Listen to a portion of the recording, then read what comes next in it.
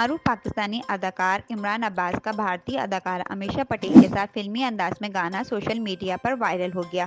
अदाकार ने अपने इंस्टाग्राम अकाउंट पर भारतीय अदाकारा अमीषा पटेल के साथ एक वीडियो शेयर की है।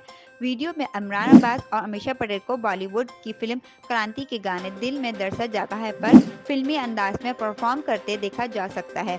इमरान अब्बास ने वीडियो शेयर करते हुए लिखा, अपनी दोस्त अमीषा पटेल के साथ मेरी पसंदीदा बॉलीवुड धुनों में से एक, पर हमारा फिल्मी अंदाज जैसे असल में भी अमीषा पटेल पर ही फिल्माया गया था, जब इसके गुलकार उदित नारायण और अलका याग्निक ने अपनी आवाज़ में गाया है। जहां इस वीडियो को सोशल मीडिया सार्फिन के जानिब से बहुत पसंद किया जा रहा है, वहीं मदह इस बात पर हैरान है कि जोड़े के दरमियान कुर्बत बहुत बढ़ गई है।